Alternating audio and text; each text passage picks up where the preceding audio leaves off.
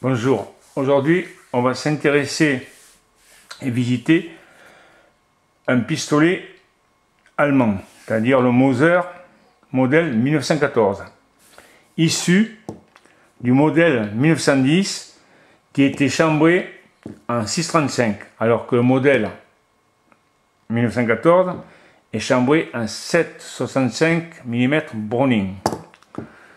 Donc cette arme était surtout portée par les officiers de l'armée impériale et de certains serveurs de mitrailleuses et autres corps en fait, disons. Voilà. Donc c'est une arme assez compacte, assez légère, avec un chargeur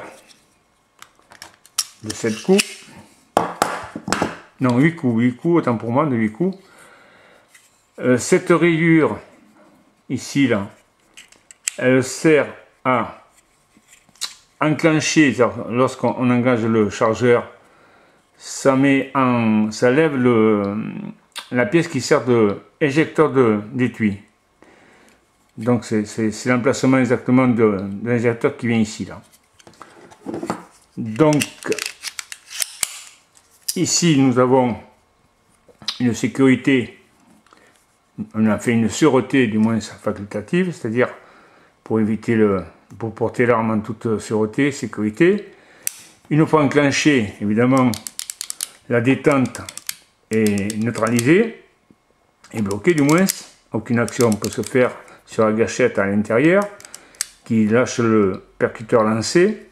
Oui, en fait, c'est un percuteur lancé, c'est pas un marteau, c'est un percuteur lancé. Et d'autre part, le fait d'enclencher cette sûreté vous bloque aussi la culasse. Donc, sûreté qui bloque toute action de la détente et aussi bloque tout ce qui est, disons, ouverture de culasse. Deuxième sûreté ou sécurité, qui est pas mal d'ailleurs, c'est là. Ici, on voit, lorsque le percuteur lancé est armé, est en position, disons, armé, son talon fait saillir. D'ailleurs, on va la voir de suite. Voilà. Vous voyez ici, là, j'ai armé le percuteur lancé, et on voit bien ici qu'il fait saillir. Ce qui veut dire, du premier coup d'œil, on peut savoir si l'arme est prête à faire feu ou pas. Voilà. Donc ici, deuxième spécificité de ce pistolet. Ici nous avons une découpe, en fait, disons que au lieu d'avoir la huissière ou la culasse qui arrive jusqu'au guidon comme ça se faisait à l'époque, on voit très bien ici qu'il y a une découpe et qui laisse apparaître, disons, le canon en partie. Ceci est fait volontairement, c'est-à-dire pour la dépose du canon. Donc, oui, pour la dépose du canon. Ici, on a un petit verrou qui libère cette petite tige. Cette petite tige qui verrouille le canon, évidemment. Et pour déposer le canon, eh bien, il suffit juste de le lever.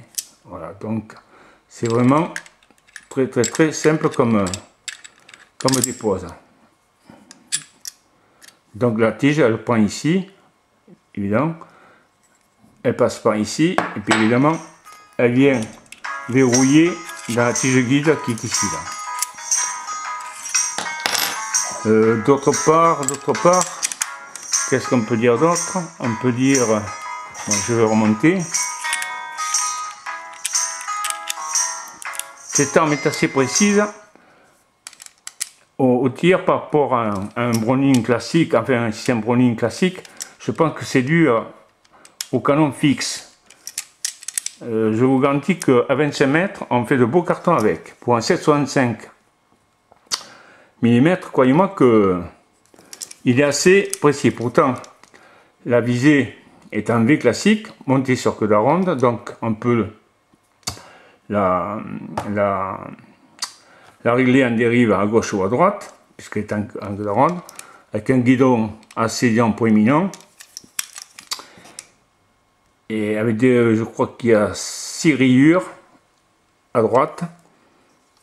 Voilà, c'est une arme assez compacte. Celui-ci doit avoir un souci parce que le fait de retirer la caisse en arrière, vous avez l'arrêtoire de chargeur qui indique que le chargeur est vide. Et normalement, le fait de retirer le chargeur, la culasse devrait rester en position ouverte. Là, c'est pas le cas. Je ne sais pas pourquoi, qu'est-ce qui se passe. Mais comme cette arme n'est pas à moi et je ne peux pas la démonter, je ne sais pas exactement. Il doit y avoir une défectuosité sur l'arrêtoire de culasse, disons. Voilà. Donc, pistolet Mauser, modèle 1914, arme très compacte avec une poignée enveloppante en une seule pièce, c'est-à-dire qu'il n'y a pas de plaquette. En fait, c'est une découpe qui est faite. D'ailleurs, on peut voir, ça je suis habilité à démonter quand même. Il suffit de défaire ces deux vis normalement. C'est une arme qui paraît assez simple, mais très bien ajustée, une très bonne fabrication, comme toutes les armes Mauser d'ailleurs. Son bronzage est d'origine, normalement ça doit se sortir, voilà, comme ça. Voilà, donc ici nous avons la poignée, mais une seule pièce, enveloppante, on le voit. Avec ça, c'est le ressort du talon d'arrêtoire de chargeur et qui sert aussi, si on m'abuse, c'est pour l'injecteur d'étui. Il le maintient, disons, en position vers le bas, et lorsqu'on engage le chargeur, ça redresse pour pouvoir injecter les étuis. Voilà, donc arme très bien conçue, avec une détente à pivot, je ne sais pas exactement, ah oui, je vois ici là, donc ici bloqué, bloqué,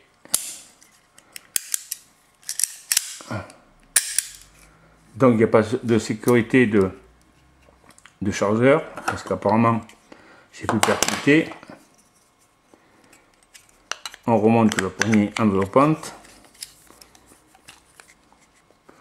C'est une arme qui est assez précise à 25 mètres. Hein. Je vous dis, je ne sais pas si c'est dû au canon fixe, mais ça tient la route, quoi. Hein. Par rapport à un pistolet donc classique en 7,65, si c'est un Browning. Ou... Voilà, je remets en place les deux vis. Voilà, c'est une présentation assez courte, mais que je tenais à vous faire parce que je vous dis c'est un pistolet quand même. Bon, évidemment, c'est pas une arme de match, mais je vous dis, on n'est pas ridicule à 25 mètres avec, par rapport à, je sais pas, on va dire un Ruby, un RR51. Croyez-moi que celui-là, il est beaucoup plus précis. Voilà, donc c'était pour vous présenter ce Mauser 1914, modèle 1914, en très bon état, à part cette histoire d'arrêtoire de culasse. Voilà, donc c'était juste pour vous présenter ce très beau pistolet de l'armée impériale allemande. Merci à vous, à une prochaine vidéo peut-être. Merci.